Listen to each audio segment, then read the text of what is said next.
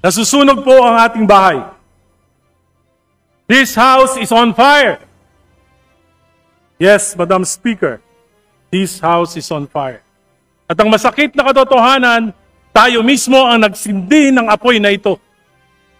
Noong mga nakaraang kongreso, may mga apoy na. Ngunit sa 19th Congress, sadyang pinasiklab ang dambuhalang sunog. At ngayon, naglalagablab na rin ang galit ng sambayanan.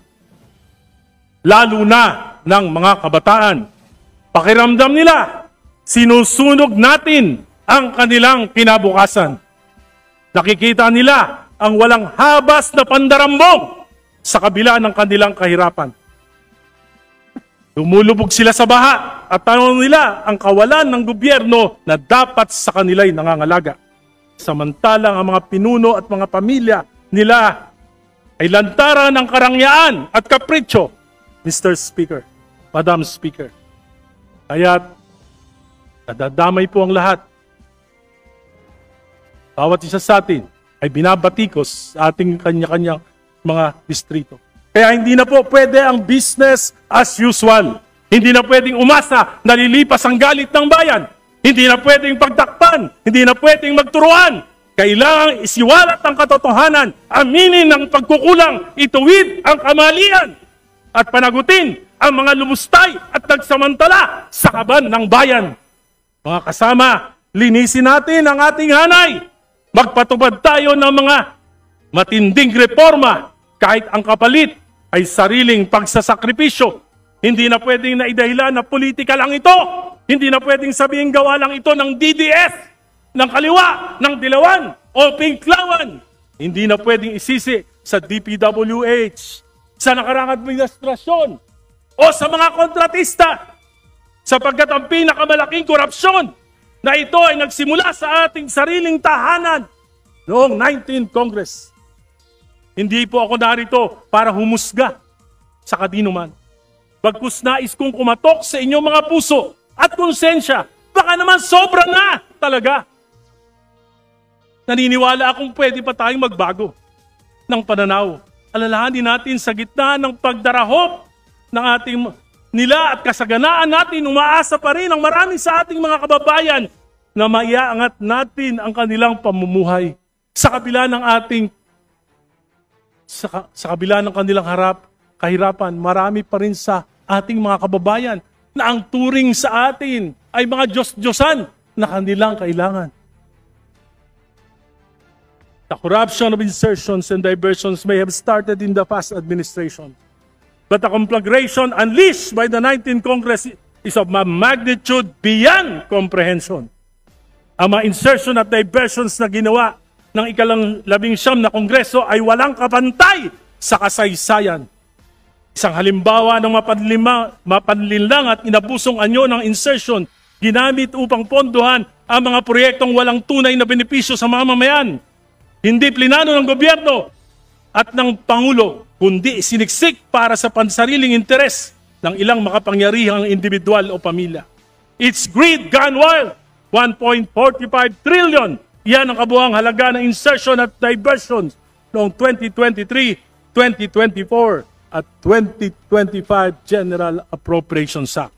Pinondohan ng 19th Congress ang mga proyektong hindi naman bahagi ng panukala ng Pangulo. Ang mga insertion at diversions na ito ay napunta sa mga ghost projects, substandard projects at mga proyektong pumapabor lamang sa mga shrewd businessman na nagkataong naging makapangyarihan na mambabatas. Minsan kong nakausap si dating DPWH Secretary Manny Bonoan. Sabi niya, Egay, maging ang computerized generated maintenance ng mga primary roads sa buong bansa ay binawasan at di pinatawad. Kaya tiyak ang deterioration ng ating mga pangunahing lansangan. Mga insertion na ito ay lumalabas, ibinebenta na hanggang 30%. Para may patupad, dadayain ito o ghost project na lamang. Ang mga pondo binebenta. May proponents na, may traders pa. At sinong gagawa ng mga programa? Yung mga district engineers. Hindi na dumadaan sa pamunuan ng ahensya. Tulad nila Bryce Hernandez at Henry Alcantara. From 2023 to 2025, 1.45 trillion ang inalis sa Kongreso mula sa program New Appropriations. 395.3 billion noong 2023, 564.5 billion noong 2024, 487.5 billion noong 2025. Sa kabuuang 1.04 trillion ang inilipat sa program and appropriations. Mga standby appropriation na para bang blank checks na bukas sa pag-aabuso. At ano nga nangyari? Inabuso at pinagsamantalahan. Bakit? Halos imposibleng matupad ang mga kondisyon para ma-release ang mga unprogrammed funds. 3 lamang ang pwedeng panggalingan nito. Excess revenues, halos hindi naman nangyayari ito. New sources of revenue, dagdag buwis, himala kung mangyayari din. Loan proceeds, utang na naman, baon na ang bayan. Maparaan talaga ang mga tuso. Kaya gumawa sila ng bagong source of revenue. Bukod sa insertions at diversion, kinapa pati idle cash ng mga GOCCs. 60 billion mula sa 89.9 billion ng PhilHealth subsidy at 107 billion mula sa Philippine Deposit Insurance Corporation.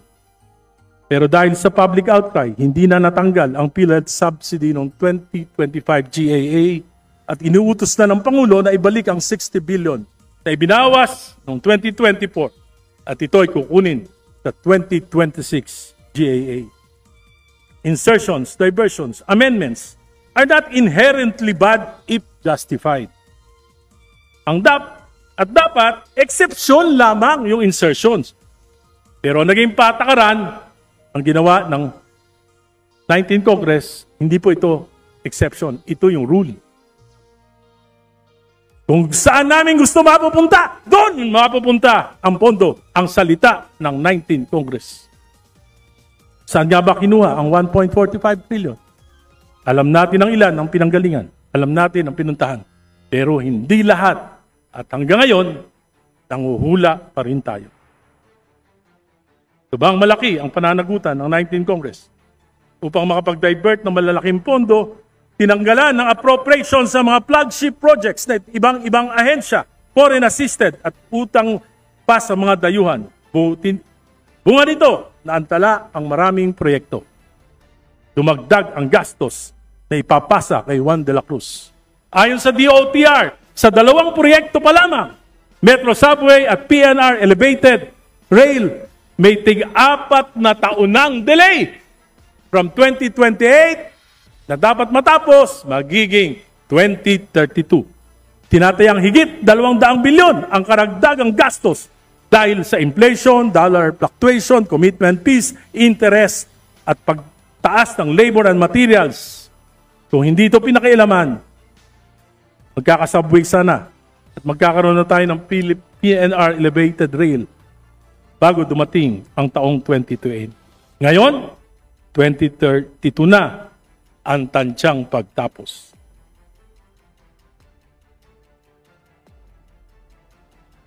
Mr. Speaker, colleagues, let's be honest. The 19th Congress practically stole the President's budget. At hindi ko maisip kung paano nangyari na 3 sunod-sunod na taon under the noses of the DBCC. Sa mga susunod na araw, linggo, buwan, mas marami pang baho at kasuklam na pangyayari ang lalabas. Mas malalim, mas matindi. Kahit itigil ang mga investigasyon, bayan na mismo ang maglalantad ng katotohanan. Kaya hindi na pwede ang business as usual. Mga kasama, kung inaakala nating huhupa ang galit ng bayan, kung iniisip natin na malilimutan din ito ng sadyang makakaliputing mga Pilipino, nagkakamali tayo. Sapagkat gising na gising ang mga kabataan at natitiyak ko na ang mga substandard at ghost projects na naibunyag na ay tip of the iceberg pa lamang. Marami pang nakatago at sa pagpapatuloy ng mga investigasyon, marami pang mas malalim at nakakasukang mailalantad. Bilang mga halal na kinatawan sa atin, dapat manggaling ang pagtatama at pagbabago. Kailangan natin ng reformang magpapahupa sa galit at kawalan ng tiwala. Kailangan palisin natin ang tingin nila sa atin na tayo ay mga buhaya at buitre. Hindi lang sakim sa salapi, kundi pati sa kapangyarihan. Kung mananalamin lamang tayo at magbubulay-bulay, makikita natin sa kabila ng ating tikas sa ating mga posters noong nakaraang halalan, ay may balot ng kadiliman na kumukulob sa ating mga larawan ngayon. Huwag na nating hintayin na ang mamamayan mismo ang mag-aklas o ang kasundaluhan ang gumawa ng mga bagay na yayanig sa ating demokrating kung pamumuhay. Kailangan natin ng reformang magpapahupa ito. Bold reforms must emanate from this house. I therefore, with all humility and with nothing in my heart and mind but to help restore faith in our institution through meaningful reforms, though painful to most of us, I offer this call.